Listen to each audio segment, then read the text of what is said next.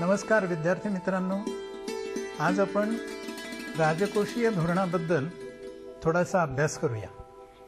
माझं नाव विनायक महादेव गोविलकर। शिक्षणाने मी एम.कॉम आहे, LLB आहे, CA आहे, PhD आहे। BYK कॉलेजमध्ये 30 वर्ष शिकवलं आणि प्राचार्य म्हणून व्हॉलंटरी रिटायरमेंट घेतली। चार्टर्ड अकाउंटंट म्हणून प्रॅक्टिस करतो।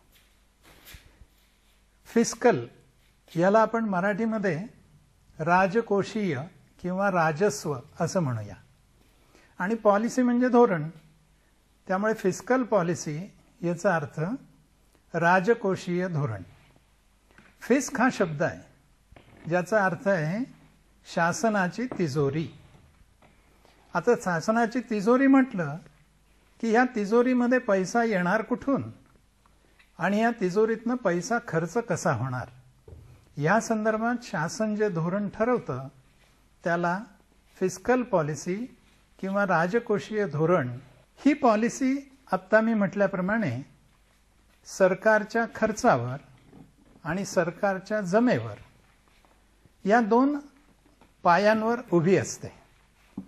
सरकारला उत्पन्न कुठून येतं तर आपल्या सगळ्यांना माहिती आहे की आपण जो कर भरतो किंवा शासन जे कर आकारतं लावतं तो शासनाचा सगळ्यात मोठा महसुलाचा भाग आहे।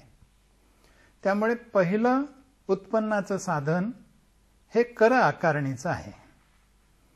दुसरं उत्पन्नाचं जे साधन आहे त्याला शासनाने घेतलेली कर्ज असं म्हणता येईल। तिसरं साधन आहे शासन जी काही मालमत्ता धारण करीत असते ती मालमत्ता काही वेळेला शासन विकतं आणि ह्या विक्रीतून आलेला महसूल हेही एक उत्पन्नाचं साधन आहे। याशिवाय दोन गोष्टी शासनाकडे असतात ज्या तुमच्या आणि माझ्याकडे नसतात, त्या म्हणजे प्रिंटिंग ऑफ मनी। शासन आवश्यकतेनुसार चलन छापू शकते आणि हे छापलेलं चलन हेही सरकारचं एक उत्पन्नाचं साधन असतं। शासनाकडे काही निधी असतो ज्याला रिझर्व्ह असं म्हणता येईल। ज्या वेळेला गरज असेल त्यावेळेला या निधीतून पण शासन पैसा विड्रॉ करत असतं। ही सामान्यतः 5 स्रोत सरकारला उत्पन्न मिळवून देणारी असतात। दुसऱ्या बाजूला शासन खर्च करत असतं। आता हे खर्च कशा कशावर होतात मला असं वाटतं त्यासाठी आपण जरा शासनाची भूमिका बघितली तर खर्चाचे हेड्स आपल्याला पटकन लक्षात येते। शासनाला काय करायला लागतं? शासनाला प्रामुख्याने 3 गोष्टी करायला लागतात। पहिली गोष्ट असते ती म्हणजे शासनाला संरक्षक राज्य म्हणून काम करावं लागतं, ज्याला इंग्रजीत आपण पोलिस स्टेट असं म्हणूया। संरक्षक राज्य म्हणजे काय तर 2 गोष्टी याच्यात अंतर्भूत होतात। पहिली गोष्ट असते ती म्हणजे बाह्य आक्रमणांपासून देशाचं संरक्षण करणे, आणि दुसरं असतं देशांतर्गत शांतता, सुरक्षा आणि कायदा टिकवून ठेवणे। एकदा शासनाच्या ह्या 2 भूमिका लक्षात आल्या की शासनाचा ह्यासाठी होणारा खर्च हाही आपण कल्पना करू शकतो। उदाहरणार्थ बाह्य आक्रमणांपासून संरक्षण करणे म्हटल्याबरोबर आपल्या डोळ्यासमोर सैन्य येईल, मिलिटरी येईल, एअरफोर्स येईल। यासाठी होणारा सगळा खर्च म्हणजे पगार असेल किंवा हत्यारं खरेदी असेल, या सगळ्याचा होणारा खर्च हा बाह्य आक्रमणांपासून संरक्षण करण्याच्या सरकारच्या भूमिकेसाठी आवश्यक असणारा खर्च आहे। आणि दुसरा देशांतर्गत कायदा आणि सुव्यवस्था टिकवणे। मग यासाठी खर्च काय? पोलीस असेल, न्याय व्यवस्था असेल, कायदे करणं असेल, या सगळ्यासाठी होणारा खर्च हा अंतर्गत कायदा आणि सुव्यवस्था ठेवण्यासाठीचा खर्च आहे।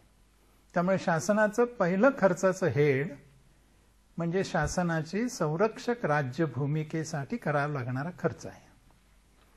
दुसरा डेव्हलपमेंट स्टेट म्हणजे विकासक राज्य। शासनाला अर्थव्यवस्थेचा विकास करण्याची जबाबदारी पार पाडावी लागते। विकास कोण करणार शेवटी शासनाचीच ही जबाबदारी आहे. हां, कदाचित शासन स्वतः विकास करेल किंवा खाजगी क्षेत्राकडनं तो विकास करवून घेईल किंवा शासकीय आणि खाजगी याला पब्लिक प्रायव्हेट पार्टनरशिप करून सुद्धा विकास करून घेऊ शकेल. पण विकास होणं ही शासनाची जबाबदारी आहे आणि त्यासाठी शासनाला काही खर्च करावा लागतो. मित्रांनो, आता विकास करायचा त्यासाठी खर्च कोणता? रस्ते असले तर विकास होईल, विजेची उपलब्धता असली तर विकास होईल, टेलिकम्युनिकेशन असलं तर विकास होईल, शिक्षण असलं तर विकास होईल. ह्या सगळ्यांची उपलब्धता करून देणे यासाठी शासनाला काही खर्च करावा लागतो. म्हणजे उदाहरणार्थ रस्ते बांधणी किंवा विमानतळाची बांधणी किंवा इलेक्ट्रिसिटी उत्पादन करण्याची तयारी करणं, अशी सगळी पायाभूत सुविधा निर्माण करणं यासाठी शासनाला खर्च करावा लागतो. आणि शासनाची तिसरी भूमिका असते ज्याला आपण म्हणूया कल्याणकारी राज्य, वेलफेअर स्टेट.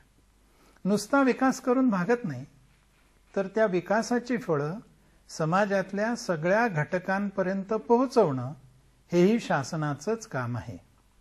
त्यामुळे प्रादेशिक असमतोल जसा नको तसा उत्पन्न आणि मालमत्ता याचा सुद्धा असमतोल व्हायला नको, ही शासनाची जबाबदारी असते.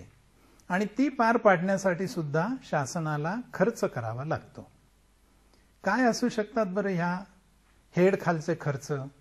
एक अगदी सोपं जर उदाहरण द्यायचं झालं तर मला असं वाटतं आपल्या सगळ्यांना शाळेमध्ये मुलींना शिक्षण फुकट हे माहिती आहे, त्यांना फी नाही भरायला लागत. मग ही फी भरतं कोण? ही फी शासन भरतं. मग शासनाने मुलींच्या शिक्षणासाठी फीचा केलेला खर्च हा वेलफेअर स्टेट किंवा कल्याणकारी राज्य या सदरामध्ये मोडला जातो. मागासवर्गीयांना दिलेली शिष्यवृत्ती शासनाचा खर्च आहे. हा खर्च कशाला केलाय? मागासवर्गीयांना शिक्षण घेता यावं, त्यांचं कल्याण व्हावं म्हणून केलेला खर्च आहे.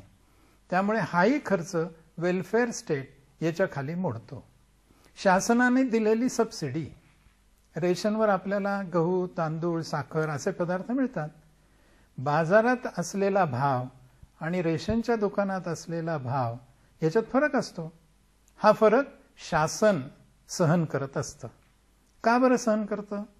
तर ज्या समाजातल्या घटकांना महागाईने हे वस्तू घेता येत नाहीत पण त्या आवश्यक आहेत त्यांच्या जीवनासाठी, अशा वस्तू शासन पुरवतं, त्यासाठी शासन खर्च करतं. हा सगळा खर्च वेलफेअर स्टेटमध्ये येतो. थोडक्यात जर पुन्हा उजळणी करायची झाली तर शासनाला संरक्षक राज्य म्हणून काम करायचं असतं, विकासक राज्य म्हणून काम करायचं असतं, तसंच कल्याणकारी राज्य म्हणून काम करायचं असतं. या तीनही प्रकारचं काम करण्यासाठी शासन खर्च करतं. हा खर्च फिस्कल पॉलिसीचा एक भाग आहे. एका बाजूला शासनाला महसूल जमा होतो, एका बाजूला शासन खर्च करत असतं. या खर्चाबरोबर शासन आणखीन काही गोष्टी करतं ज्याला आपण सार्वजनिक उपभोग किंवा पब्लिक कन्झम्पशन असं म्हणूया. काही गोष्टी लोकांसाठी शासन तयार करून देतं, ज्याच्यामध्ये कदाचित बागा तयार करणं असेल, जिम असेल किंवा ज्या सार्वजनिक ठिकाणी वापरायच्या समजा मुताऱ्या असतील, अशा सगळ्या गोष्टी पब्लिक कन्झम्पशनमध्ये येतात. आणि याचबरोबर शासन काही गुंतवणूक पण करत असतं. आपल्या सगळ्यांना माहिती आहे की शासन काही उद्योग चालवतं. असे उद्योग चालवण्यासाठी गुंतवणूक करायला लागते. पोस्ट ऑफिस चालतं, त्यासाठी काही गुंतवणूक करायला लागते. त्यामुळे शासनाच्या दृष्टीने काही सार्वजनिक उपभोग आणि काही सार्वजनिक गुंतवणूक ही पण एका अर्थाने शासनाची व्ययाची बाजू, खर्चाची बाजू असते. आता ह्या दोघांमधला जो फरक येतो म्हणजे शासनाला मिळणारं उत्पन्न एका बाजूला आणि शासनाने केलेला खर्च दुसऱ्या बाजूला किंवा गुंतवणूक दुसऱ्या बाजूला, यात काहीतरी तफावत राहू शकते. ही तफावत म्हणजे डेफिसिट किंवा सरप्लस, तूट किंवा आधिक्य. समजा शासनाचा महसूल अधिक असेल आणि खर्च कमी असेल तर त्याला आधिक्य किंवा सरप्लस म्हणतात.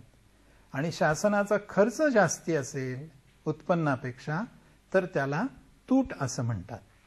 याला आपण फिस्कल पॉलिसी असं नाव देऊ शकतो. आता एकदा फिस्कल पॉलिसी म्हणजे काय हे समजलं तर आपल्याला फिस्कल पॉलिसी कशासाठी, याचा हेतू काय हेही समजून घेता येईल. मला वाटतं प्रामुख्याने 2 उद्दिष्टांनी हे राजकोषीय धोरण आखलं जातं.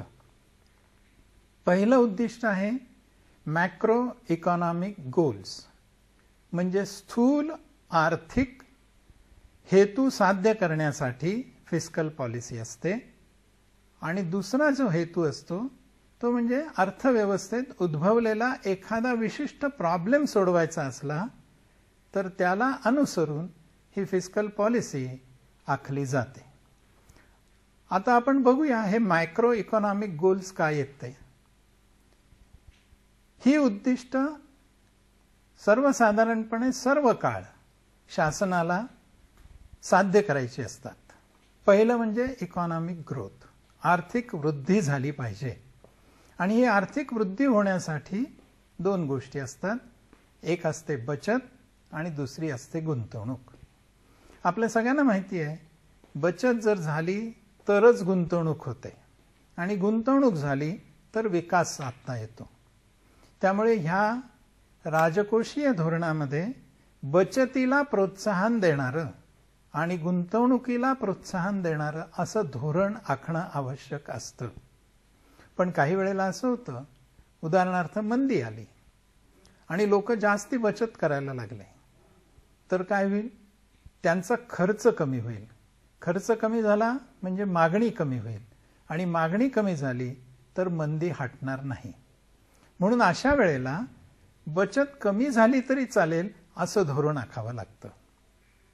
दुसरा एक उद्दिष्ट असतं ते म्हणजे रोजगार निर्मिती. शासन अशा प्रकारे धोरण राबवतं की ज्यामुळे अधिकाधिक कर्मचाऱ्यांना सामावून घेता येईल असं तंत्रज्ञान प्रोत्साहित केलं जातं. 2 प्रकारचं तंत्रज्ञान असतं. एका ठिकाणी कामगार लागतात, दुसऱ्या ठिकाणी कामगार लागत नाहीत. अगदी सोप्या भाषेत सांगायचं तर लेबर इंटेन्सिव्ह आणि ऑटोमॅटिक. काही मशीन्स असे असतात की जिथे बटन दाबलं की मशीन काम करत राहतं, त्याच्यासाठी माणूस लागतच नाही. अशी जर तंत्रज्ञान स्वीकारलं तर स्वाभाविकपणे रोजगाराच्या संधी कमी होतील. म्हणून रोजगाराच्या संधी वाढवणारं धोरण हे या राजकोषीय धोरणामध्ये असतं. तिसरं एक उद्दिष्ट असतं ते म्हणजे स्थिरता, स्टॅबिलायझेशन. अर्थव्यवस्थेमध्ये कधी कधी खूप बूम येतो म्हणजे तेजी येते आणि कधी कधी खूप डिप्रेशन येतं म्हणजे मंदी येते.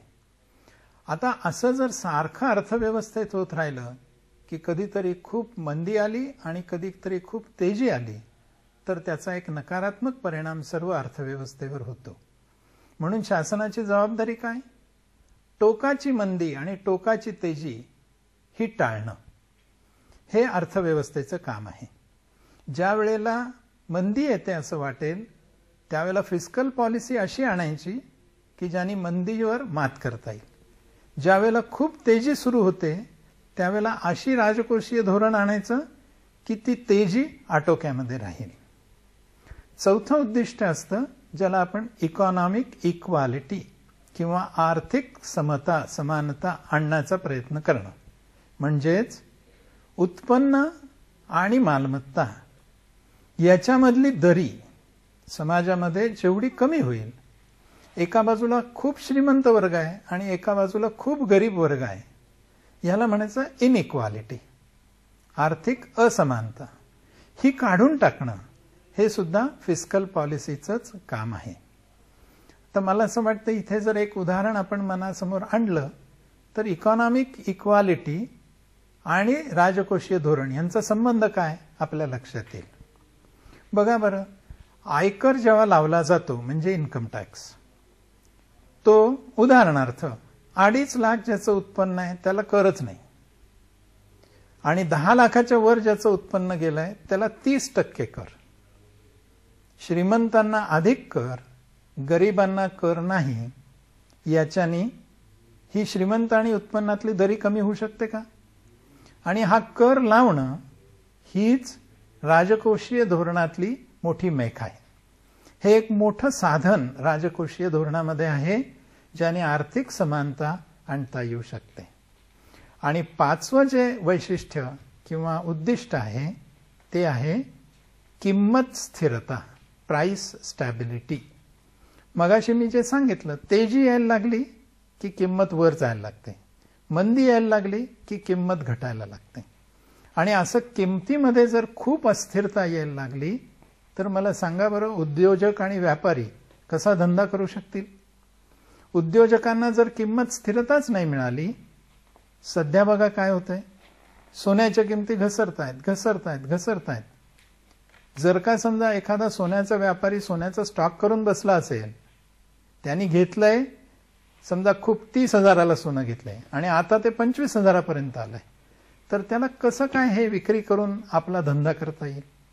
म्हणून किमतीमध्ये जो फरक येईल हा मर्यादित स्वरूपाचा फरक ठेवणं, अशी पण एक उद्दिष्ट घेऊन ही फिस्कल पॉलिसी केली जाते. एवढ्या पार्श्वभूमीवर आता आपल्याला बघायचंय अर्थव्यवस्थेवर या फिस्कल पॉलिसीचा परिणाम काय होतो. सगळ्यात पहिला परिणाम होतो तो म्हणजे बाजारातली मागणी आणि बाजारातली एकूण उलाढाल यांच्यावर फिस्कल पॉलिसीचा मोठा परिणाम होतो. एक सोपं उदाहरण घेऊया. ज्या वेळेला शासन खूप कर लावतं त्यावेळेला विचार करा बरं काय होतं आपल्या उत्पन्नाचा. माझा समजा पगार एक 25,000 रुपये आहे. शासन कालपर्यंत कर लावत नव्हतं आणि आजपासून शासनाने 25,000वर 5,000 रुपये कर लावला, तर काय होईल? तर माझ्या हातात खर्च करायला 25,000 वजा कर 5,000 म्हणजे 20,000 एवढं उत्पन्न राहील. म्हणजे मग माझी मागणी जी बाजारात जाईल वेगवेगळ्या वस्तूंसाठी ही 20,000 रुपयापर्यंत आपोआप मर्यादित होईल. कर नसता तर मी 25,000 रुपयाची खरेदी करू शकत होतो, कर आला तर मी 20,000ची खरेदी करू शकेन. म्हणून एकूण बाजारातली मागणी बदलण्यासाठी ही फिस्कल पॉलिसी मोठं काम करत असते. ज्यावेळेला मंदी येते त्यावेळेला शासन असं धोरण लाभवतं ज्यामुळे लोकांच्या हातामधली क्रयशक्ती वाढेल आणि मागणी वाढेल. ज्यावेळेला तेजी सुरू होते त्यावेळेला शासन अधिकाधिक कर लावतं, ज्यामुळे लोकांच्या हातातलं उत्पन्न कमी होतं आणि म्हणून मागणी कमी होते. आणि मागणी कमी झाली की आपोआपच किंमत स्तर हा कमी व्हायला सुरुवात होऊ शकते. मागणी वाढली की एकूण बाजारातली उलाढाल वाढते, मागणी कमी झाली की बाजारातली उलाढाल कमी होते. त्यामुळे राजकोषीय धोरणाचा जो पहिला परिणाम होतो तो म्हणजे बाजारातली एकूण मागणी आणि बाजारातली एकूण उलाढाल ही या फिस्कल पॉलिसीमुळे बदलता येते. दुसरा एक परिणाम होतो तो असतो पॅटर्न ऑफ रिसोर्सेस अलोकेशन. जी संसाधनं आहेत ती संसाधनं मर्यादित आहेत. या मर्यादित संसाधनांचा वापर कशासाठी करायचा याला म्हणायचं अलोकेशन, रिसोर्स अलोकेशन. याची पद्धत ही फिस्कल पॉलिसी ठरवत असते. आणि ही ठरवण्याचं कारण शासनाचा खर्च. शासन कशावर खर्च करू इच्छितं त्याप्रमाणे रिसोर्सेस अलोकेट होत राहतात. आणि जो तिसरा परिणाम अर्थव्यवस्थेवर होतो त्याला आपण म्हणूया डिस्ट्रीब्युशन ऑफ इन्कम, म्हणजे उत्पन्नाचं वाटप. मी आत्ताच उदाहरण करांचं दिलं. आपण जर का कर लावले तर कमी उत्पन्न गटाला कर नाही, जास्ती उत्पन्न गटाला कर आहे. 10 लाखाच्या पुढे 30% कर जर लागला तर आपोआपच ज्याचं उत्पन्न 10 लाख आहे ते 10 लाख राहणार नाही, ते कमी होईल. अशा पद्धतीने उत्पन्नाचं वाटप याच्यावरही फिस्कल पॉलिसीचा परिणाम होत असतो. आणि यासाठी 2 मुख्य मार्ग या फिस्कल पॉलिसीत असतात. एक असतो शासनाचा खर्च आणि दुसरा असतो शासनाने लावलेलं करांचं धोरण. या दोन्हीमुळे बाजारातली मागणी कमी जास्ती होते. जरा पुन्हा थोडंसं समजून घेण्याचा प्रयत्न करूया. शासनाने खर्च केला तर मागणीत कसा परिणाम होईल? दोन प्रकारे परिणाम होईल. जेव्हा शासन खर्च करायला लागतं त्यावेळेला तुमच्या माझ्या हातामध्ये पैसा यायला लागतो. उदाहरण जर एक सोपं घेतलं अगदी, की शासन समजा रस्ते बांधायला लागलं, तर शासनाला रस्ते बांधताना काय करावं लागेल? कुठून तरून खडी घ्यावी लागेल, कुठून तरून मुरुम घ्यावा लागेल, कुठून तरून डांबर घ्यावं लागेल. हे सगळं करण्यासाठी मशिनरी भाड्याने घ्यावी लागेल. काम करण्यासाठी मजूर कामाला ठेवावे लागतील. म्हणजे शासनाचा खर्च सुरू झाला की खडी करणाऱ्याची खडीची मागणी वाढली, मुरुम पुरवणाऱ्याची मुरुमाची मागणी वाढवली, डांबर पुरवणाऱ्याची डांबरची मागणी वाढली, मशिनरी भाड्याने देणाऱ्यांची मशिनरी भाड्याची मागणी वाढली. सरकारचा खर्च म्हणजे या सगळ्या लोकांचं उत्पन्न निर्माण झालं. त्यांच्या हातात उत्पन्न आलं रे आलं की त्यांची मागणी वाढणं हे अगदी स्वाभाविक आहे.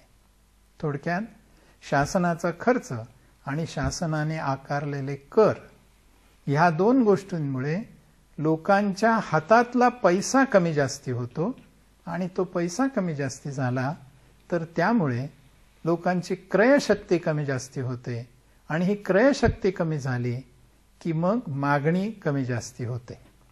एका वाक्यात सांगायचं तर सरकारने जास्ती खर्च केला तर परचेसिंग पॉवर वाढते, सरकारने कमी खर्च केला तर परचेसिंग पॉवर कमी होते. या उलट सरकारने जास्ती टॅक्स लावले तर परचेसिंग पॉवर घटते आणि सरकारने कमी कर लावले तर परचेसिंग पॉवर वाढते. या पद्धतीने फिस्कल पॉलिसी अर्थव्यवस्थेवर परिणाम करत असते. आता या फिस्कल पॉलिसीत 3 शक्यता असू शकतात. एकाला म्हणतात न्यूट्रल स्टान्स. न्यूट्रल म्हणजे काय? जो कुठल्याही बाजूला झुकलेला नाही, म्हणजेच त्याला आपण म्हणू संतुलित. जिथे शासनाचा खर्च आणि शासनाचा महसूल सारखा आहे. शासनाला 10 लाख कोटी रुपये मिळाले आणि शासनाने 10 लाख कोटी खर्च केले. याचा अर्थ तिथे तूट पण आली नाही आणि तिथे आधिक्य पण आलं नाही. याला म्हणायचं संतुलित असा संतुलित भूमिका, न्यूट्रल स्टान्स. कधी कधी शासनाला एक्सपान्शनरी म्हणजे वृद्धी करणारा असा स्टान्स घ्यावा लागतो, अशी भूमिका बजवावी लागते. इथे काय होतं?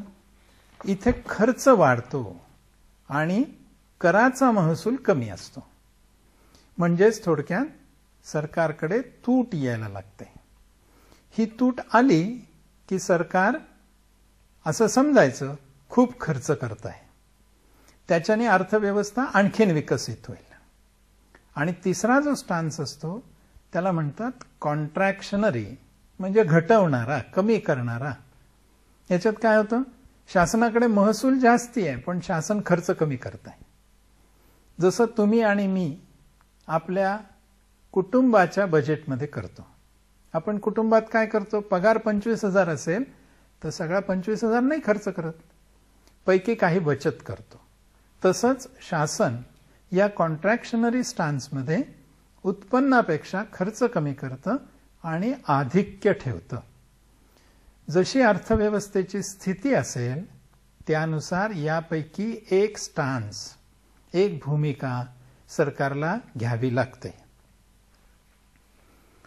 कशाच्या आधारावर सरकार ही फिस्कल पॉलिसी राबवतं? हो, आता हे ठरलं आम्हाला रोजगार वाढवायचा आहे, हे ठरलं की आम्हाला आर्थिक वृद्धी करायची आहे, पण हे कसं करता येईल? त्याच्यासाठी काही साधनं या फिस्कल पॉलिसीत आहे.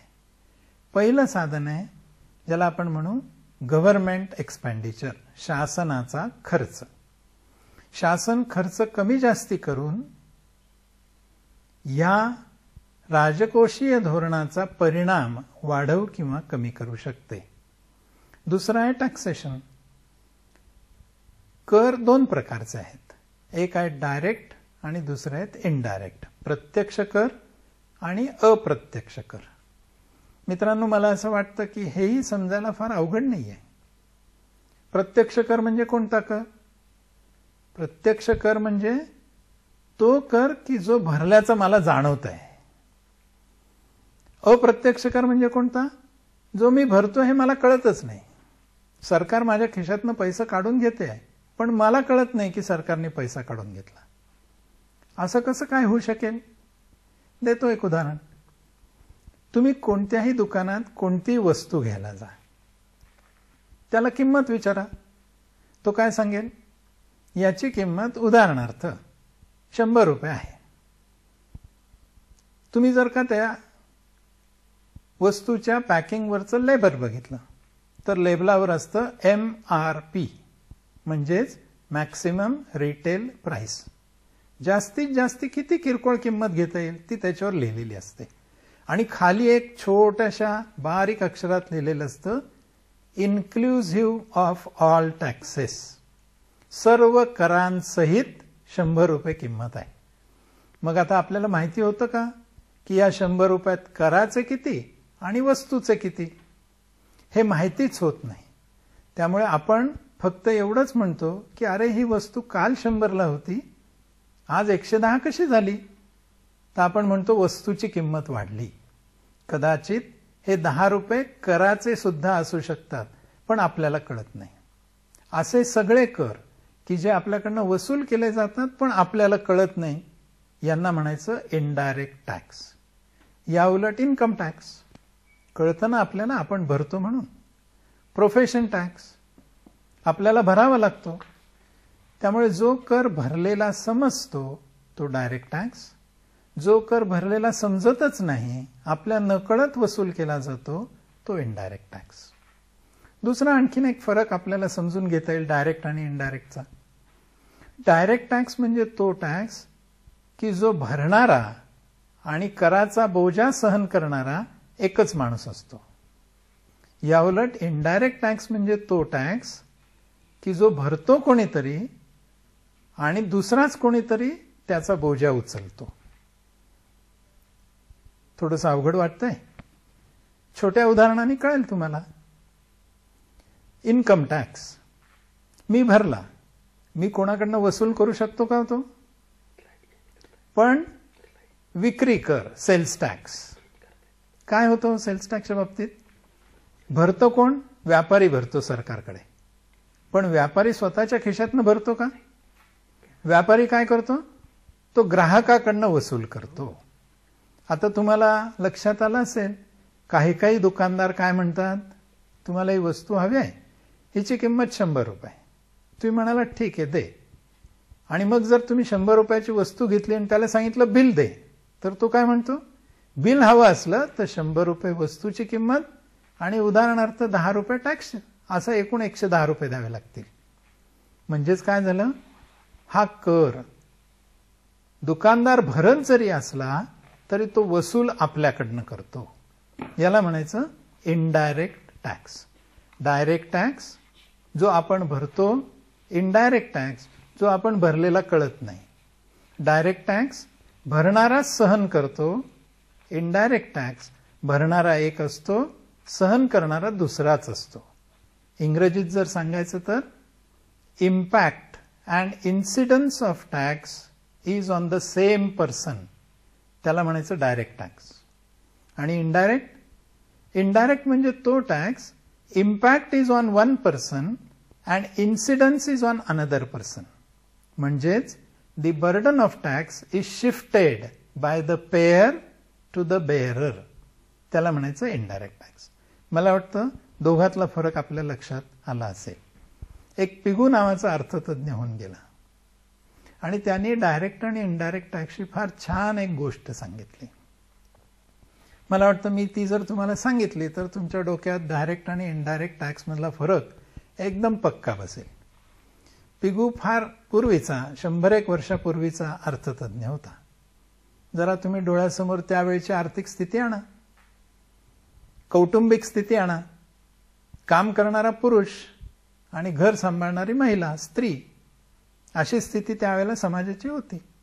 पिगू असं म्हणतो, 1 तारखेला ज्या वेळेला हा घरातला कर्ता पुरुष दुपारी जेवायला घरी येत असे, त्यावेळेला बायको त्याचं विशेष स्वागत करत असे. कारण काय, 1 तारीख होती आणि 1 तारीख असली की त्याचा खिसा गरम असायचा, पगार झालेला असायचा. आणि मग त्याला चांगलं खाऊ बिऊ घातल्यानंतर तो पण तृप्त होऊन बायकोला म्हणायचा, पगार झालाय, आता हे पैसे तुझ्या ताब्यात. आणि तो आपल्या खिशातले पैसे काढून बायकोला द्यायचा. पिगू म्हणायचा, दिस इज डायरेक्ट टॅक्स. आणि 31 तारीख आली किंवा 25-26 तारीख आली महिन्याची की बायकोच्या जवळचे पैसे संपलेले असायचे. आणि मग हा कर्ता पुरुष जेवण करून जरा दुपारी कलंडला, झोपला, वामकुक्षी घेऊ लागला. बायकोला तर पैसे हवे असायचे. मग ती त्याच्या खिशातून त्याच्या न कळत पुढच्या 2-4 दिवसांना पुरतील एवढे पैसे काढून घ्यायची. पिगू म्हणायचा, दिस इज इनडायरेक्ट टॅक्स. जो कर भरलेला समजतो तो डायरेक्ट, जो कर भरलेला समजतच नाही तो इनडायरेक्ट, जो कर मी भरतो आणि मीच सोसतो तो डायरेक्ट, जो कर मी भरतो पण दुसऱ्या कोणाकडनं तरी वसूल करतो तो इनडायरेक्ट. अशा सगळ्या प्रकारच्या टॅक्सेसमधनं शासनाला उत्पन्न मिळतं आणि त्यातून शासन हे राजकोषीय धोरण राबवतं.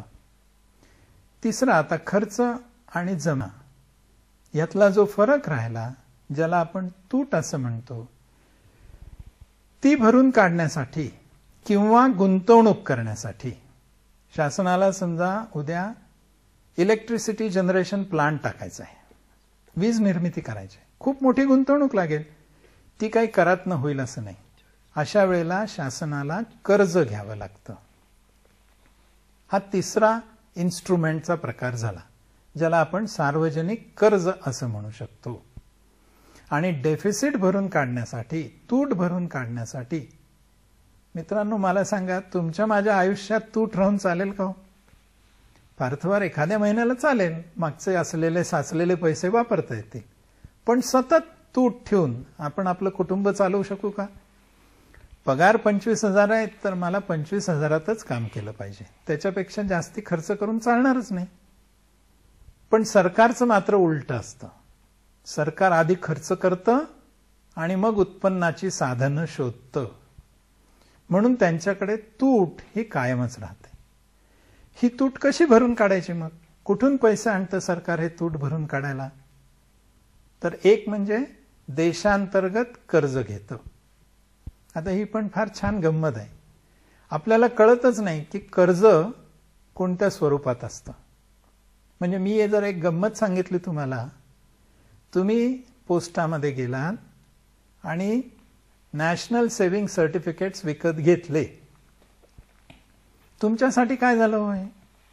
तुमच्यासाठी झाली गुंतवणूक. पण आता सरकारचा विचार करा, सरकारसाठी काय झालंय? सरकारसाठी झालं हे कर्ज. कारण त्या राष्ट्रीय बचत पत्राची मुदत संपली की सरकारला ते पैसे परत करायचे आहेत, त्याच्यावरचं व्याज सुद्धा द्यायचं आहे. म्हणून सरकारच्या दृष्टीने हे झालं कर्ज. तुमची माझी गुंतवणूक शासकीय रोख्यांमध्ये केलेली ही सरकारसाठी कर्ज असतं. याला म्हणायचं डोमेस्टिक बॉरोईंग्स. मग हे डोमेस्टिक बॉरोईंग्स तुम्ही आम्ही व्यक्ती म्हणून देऊ शकतो, कंपन्या देऊ शकतात, संस्था देऊ शकतात. या सगळ्याला म्हणायचं देशांतर्गत बॉरोईंग. दुसरा एक प्रकारचं कर्ज शासन घेतं, ज्याला म्हणतात बाह्य कर्ज, एक्सटर्नल बॉरोईंग्स. आता बाह्य कर्ज म्हणजे कोणाकडनं? तर आपल्या देशाच्या बाहेर ज्या वित्त संस्था आणि गुंतवणूकदार आहेत त्यांच्याकडनं घेतलेली कर्ज. विदेशी बँकेकडनं घेतलेलं कर्ज, विदेशी शासनाकडनं घेतलेलं कर्ज. म्हणजे उदाहरणार्थ अमेरिकेकडनं कर्ज घेतलं, जपानकडनं कर्ज घेतलं, चीनकडनं कर्ज घेतलं, तर हे झालं एक्सटर्नल गव्हर्नमेंट लोन. तसंच विदेशी बँकेकडनं कर्ज घेतलं तर तेही झालं एक्सटर्नल बॉरोईंग. या दोन शिवाय अजून एक तिसरा प्रकार असतो, ज्या आहेत आंतरराष्ट्रीय संस्था. उदाहरण सांगायचं झालं तर world bank, IMF, Asian development bank आत्ता तुम्ही ऐकलं असेल कदाचित, ब्रिक्स नावाची एक नवीन बँक सुरू झाली गेल्याच आठवड्यामध्ये. या आहेत आंतरराष्ट्रीय संस्था ज्या सभासद देशांना कर्ज देतात. या सगळ्यांना मिळून आपण एक्सटर्नल बॉरोइंग्स असं नाव देऊ. मग डेफिसिट, तूट भरून काढण्यासाठी सरकारकडे मार्ग पहिला जो आहे तो म्हणजे कर्ज घेणं. हे कर्ज स्थानिक असू शकतं किंवा हे कर्ज बाह्य असू शकतं.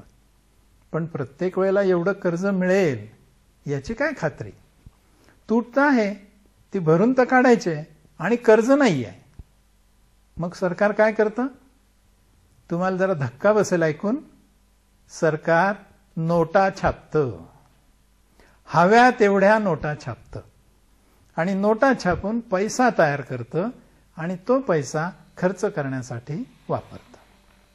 मला असं वाटतं तूट आली तर सरकारच्या डोक्यावरची कर्ज वाढतात आणि देशामध्ये पैशाचा सुळसुळाट होतो. या दोन्ही गोष्टींमुळे काय होणार आहे बघा बरं, विचार केला तर लक्षात येईल. व्याजाच्या दरात फरक पडतो. सरकार जर खूप कर्ज घ्यायला लागलं तर अधिक व्याज दर सरकारला द्यावा लागेल, नाही तर कोण देईल सरकारला कर्ज? समजा खूप नोटा सरकारने बाजारात आणल्या तर काय होईल? लोकांच्या हातात खूप पैसा येईल, त्यामुळे लोकांची बचत वाढेल. हा एक दुसरा परिणाम. बचत वाढली तर स्वाभाविकपणे व्याजाचे दर कमी होतील, कारण भरपूर सेव्हिंग आहे. ज्यावेळेला सेव्हिंग कमी असतं तेव्हा व्याजाचे दर वाढतात, ज्यावेळेला खूप सेव्हिंग असतं तेव्हा व्याजाचे दर कमी होतात. त्यामुळे कर्ज आणि नोटा छापणं याचा परिणाम बचतीवर होतो. बचतीमुळे एकूण मागणीवर होतो आणि त्याचबरोबर निर्यातीवर सुद्धा होतो. आता निर्यातीवर कसा होईल याचा परिणाम? मित्रांनो, कर जास्ती लागले तर वस्तूची किंमत वाढणार आणि किंमत वाढली तर निर्यात कमी होणार, कारण अन्य देशातला कोणीतरी स्वस्तात तो माल निर्यात करायला तयार असेल.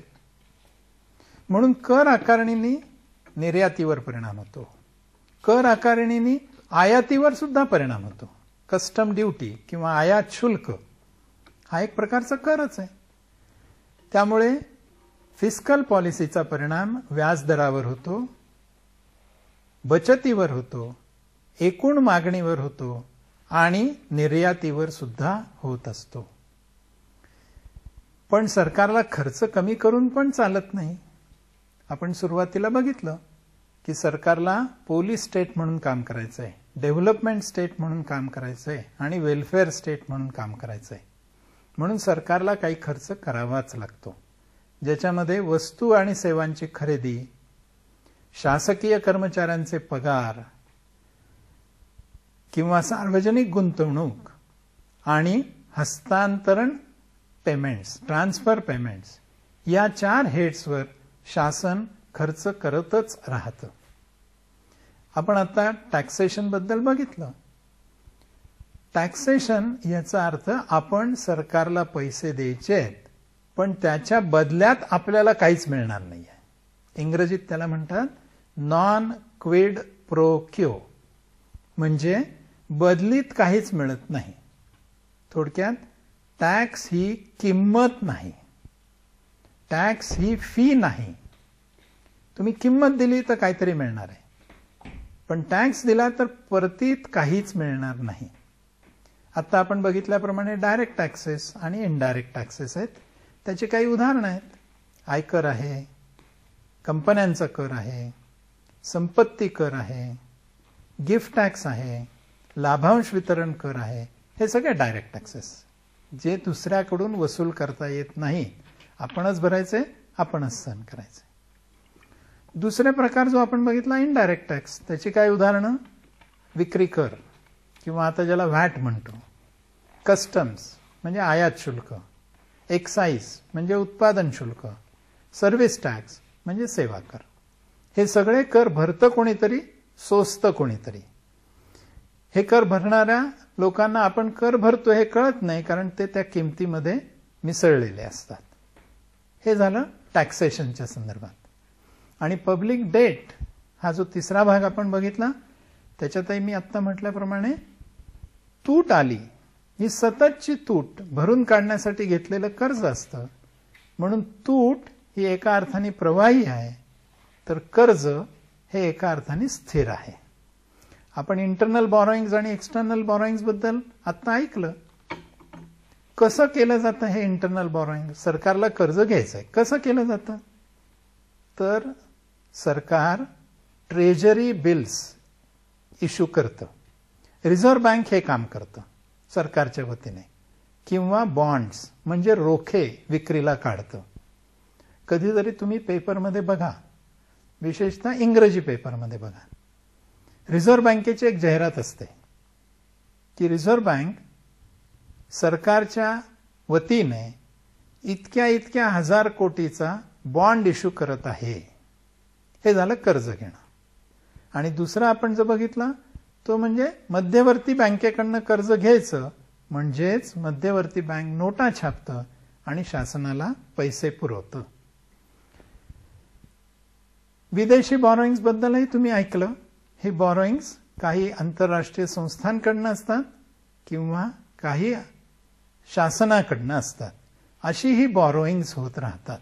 मला असं वाटतं की ह्या सगळ्याचा एकदा आपण जर विचार केला तर फिस्कल पॉलिसी, राजकोषीय धोरण, अगदी थोडक्यात सांगायचं तर शासनाने उत्पन्न आणि खर्च यांच्यासाठी आखलेलं धोरण, ज्यायोगे कर्ज घ्यावं लागेल किंवा परतफेड करता येईल, असं धोरण ज्याच्याने शासन विकासही साधतं आणि वेलफेअरही साधतं. म्हणून या धोरणाला अत्यंत महत्त्व असतं. आणि या धोरणाचा तुम्हाला मला दिसणारा एक सोपा भाग म्हणजे अर्थसंकल्प. या धोरणाला जोडून, अनुसरून दरवर्षी एक अर्थसंकल्प सादर केला जातो. तो अर्थसंकल्प संसदेत सादर केला जातो. मला वाटतं त्या संदर्भात स्वतंत्रपणे आपण एकदा बोलूया. धन्यवाद.